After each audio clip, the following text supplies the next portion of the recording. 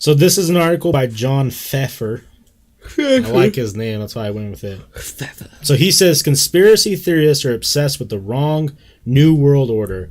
The real globalists have been destroying civilization for decades. And then editors note the article originally appeared at tomdispatch.com, not sponsored, to stay on top of important articles like these. Oh, yeah, don't read that. Come on, Wesley. Don't read that part. You know the story. The globalists want your guns. They want your democracy. They're hovering just beyond the horizon on those black helicopters. Why are they just black? It's fucking... They control the media and Wall Street. They've burrowed into a deep state that stretches like a vast tectonic plate beneath America's fragile government institutions. They want to replace the United States with the United Nations, ease national borders, and create one huge, malevolent international order. The only thing that stands in their way is take your pick, the Second Amendment, Twitter, or Donald Trump. Conspiracy theorists have, in fact, been warning about just such a new world order for decades, going all the way back to the isolationists, critics of President Franklin Delano Roosevelt, and to fears about the United Nations in the post-World War II moment.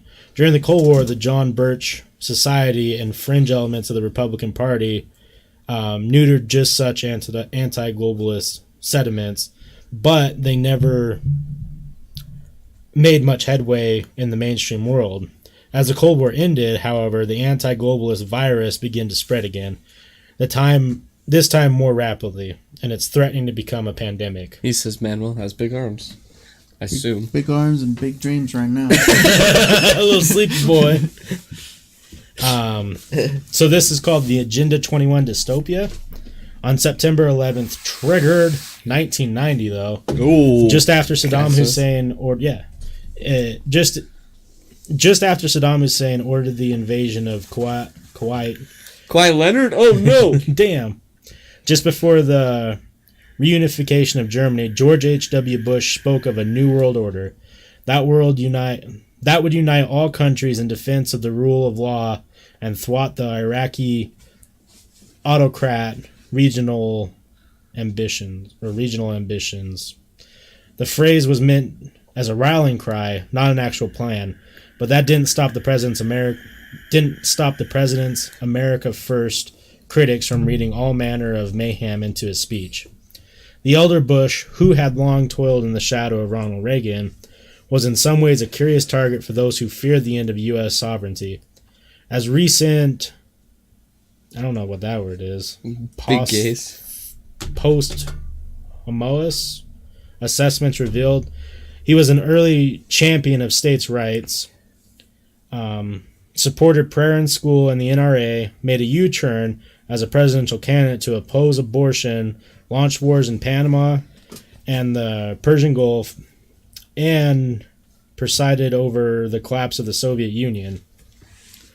Anti-globalists, however, focused on a different part of Bush's resume.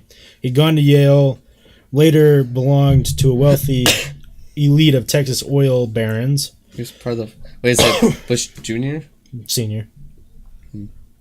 Served at Texas oil barons and served as ambassador to the United Nations and was a card-carrying member of both the consul on foreign relations and the most elite of global agenda-setting outfitters, the Trilateral Commission?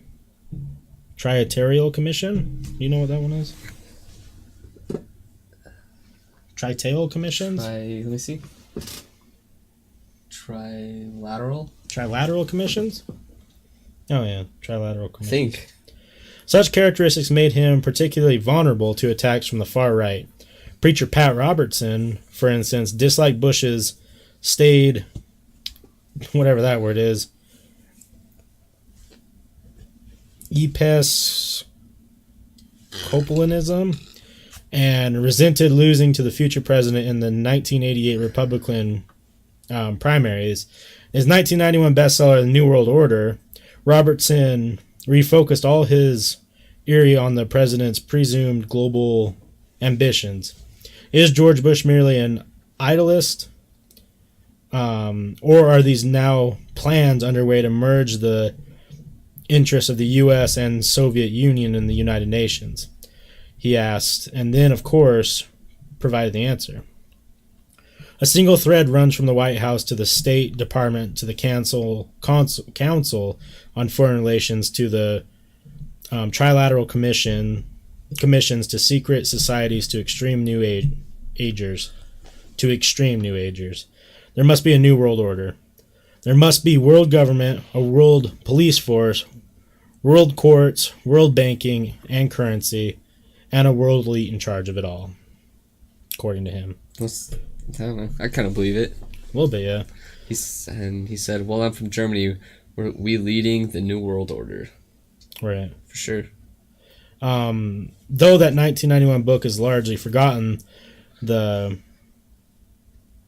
televangelists, Televangelists, I think. Yeah. Attacks on Bush's globalism resurfaced again and again in different forms, beginning in 1994, for instance. Tim LaHaya and Jerry Jenkins left behind I like series. That name. Jerry Jenkins, I do too. He'd be good in my story. Right? Left Behind series spun Robertson's dire predictions of a one world government into 16 novels and some movies, blah, blah, blah, blah, blah. Let's see. So that's just what this dude wrote about, what this guy's opinion was on it. Support progressive journalism. If you like this article, please give today to help fund the nation's work. Once you start looking for Agenda 21, it pops up in all sorts of strange places. Newt Gingrich ran for president in 2012 with a pledge to rescind the plan. Ted Cruz linked it to, you guessed it, George Soros, and warned that the implementation would deprive Americans of their right to play golf. No joke. Most recently, YouTuber and Twitter have lit up with contrived reports that Agenda 21, not climate change, was somehow responsible for the latest California wildfires. Is that the lasers and shit? Yeah, I think Agenda 21 is just this whole idea of them trying to set up for a one ruler. Yeah. And here's the truly bizarre part. While Glenn Beck, Newt Gingrich, Ted Cruz, and the rest of them were nattering on about an obscure, non-binding UN document, they were missing the real story. A nightmarish New World Order was indeed being constructed around them. It's global, aimed at destroying even more American lives, and according to a recent Trump administration report, getting worse by the minute. So obviously this article is written by someone on his side, but well, it's like that's what the deep state. That's kind of like the whole New World Order is that like it's not pro-Trump really. It's just that Trump's not part of the elite. Yeah. So that's why they're battling like QAnon and stuff. Yeah. So this is titled, part of this article, the real New World Order. A significant number of Americans believe that they're still relatively safe behind the walls of Donald Trump's Fortress America. Homeland Security protects them from international terrorists. Border Patrol agents block caravans of refugees and asylum seekers. By refusing to ratify membership in institutions like the International Criminal Court, Congress keeps the United States safe from foreign influences. President Trump has only reinforced such feelings by pulling the United States out of international pacts like the Paris Climate Accord and global bodies like the UN Human Rights Council. Because the world keeps knocking on America's door, the present wave of nationalist politicians has added a few more locks for safety's sake. All such pre-accusations, however, have done nothing to prevent the establishment of an actual New World Order on American soil. Yes, it's happened. Even the conspiracy mongers haven't cared to notice. There is indeed a new global order. It's called climate change, and unlike the scenarios imagined by the anti-globalists, it's wreaking havoc not in some dystopia future, but right in the here and now. The prairie fires that struck Oklahoma, Kansas, and the Texas Panhandle in the spring of 2017, killing 7 people and destroying an area equivalent to 3 Rhode Islands. Hurricane Maria and the devastated large areas of Puerto Rico that fall, leaving nearly 3,000 people dead. Hurricane Michael that swept through Florida, Georgia, the Carolinas, and Virginia, with unprecedented winds and flooding this October, killing 45 and causing $30 billion in damage. And the wildfires that raged across California in November, killing more than 80 people and destroying nearly 14,000 homes. And that's just to begin the list of weather catastrophes in the country. Global warming did not, of course, create the weather itself. It's only intensifying it. As the Intergovernmental Panel on Climate Change recently put it, a changing climate leads to changes in the frequency, intensity, spatial extent, duration, and timing of extreme weather and climate events, and can result in unprecedented extreme weather and climate events. This summer, for instance, saw record high temperatures in the United States and around the world. Large stretches of the South and West experienced near record droughts in 2018, while other parts of the country suffered from historical levels of rainfall. North Carolina recently endured astonishing, or whatever that word is, years worth of snow in barely more than 24 hours. So a whole year's worth of snow in 24 hours. It's crazy. Both the number and the severity of the Atlantic hurricanes are also on the rise. And according to a Trump administration report released last month that the president himself rejects, it's going to get a lot worse fast. The 4th National Climate Assessment paints a dire picture of plummeting agricultural yields, declining dairy and seafood production, spreading wildfires, shrinking water resources in the interior of the country, and flood areas on the coast before century's end. Extreme weather events since 1980 have already cost the U.S. more than $1 trillion. By 2100, the assessment projects the cost of climate change will absorb as much as 10% of the country's annual gross domestic product. Meanwhile, any hopes that global carbon emissions have begun to flatline in recent years, thanks to efforts to move toward renewable sources of energy, were dashed this month with reports that the output will actually grow by a projected 2.7% in 2018. Yeah. A larger percent than the previous year, on the way to the highest levels on record. Americans can blame state governments or Washington for failing to respond in a timely manner to their disasters, but such intensifying weather patterns aren't a local or even a national phenomenon. What's happening in the United States is happening everywhere. The New World Order of climate change connects people abandoning their homes to rising tides in Florida and Bangladesh, dying from drought-related fires in California and Australia, being swept away by huge storms in the Carolinas and the Philippines, or losing their livelihoods in Nebraska and Honduras. It's an order defined by a terrifying new rulebook in which more carbon emissions translates directly into less polar ice, increasing an increase in sea levels and more extreme weather. Climate change doesn't care about borders. Okay, so we're just going to talk about climate change.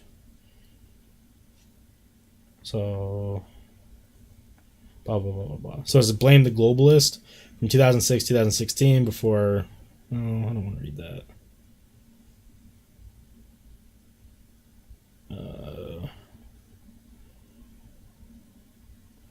Sounds like there's weird stuff that some elite group is covering up. Yeah, so it's saying that the New World Order is working, from my understanding, is New World Order, whoever it might be, is working to not fix. Yeah, what if, well, that's kind of the whole New World Order thing. They kind of want to kill population. Like, right. It's kind of like they're Thanos, the fucking... Snap it out. The real world, but... Because I think they realize that there's not enough resources with... And what's funny is you say that, and the United States this year has the lowest birth rate since the baby boomers. Yeah, a lot of countries do. So is that... I don't know, it's weird, like... I don't know, just weird stuff, like...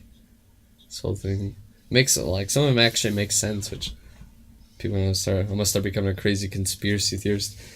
What if they're all right? Like that deep state, like You know, Trump is obviously super hated right now. What if it turns out he actually knew something we didn't with this whole deep state thing? I'm not saying, everyone listen, I'm not saying this is true.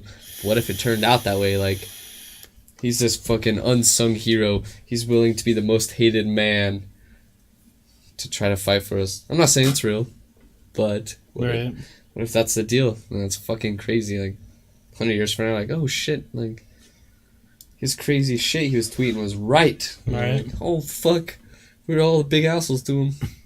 Shouldn't have been a douche though, but Yeah, he could go about it a little bit differently, Yeah. but no, it's just weird. Weird to think about. sometimes you think about Manuel sleeping and he's just a beautiful little boy. And I will always love you.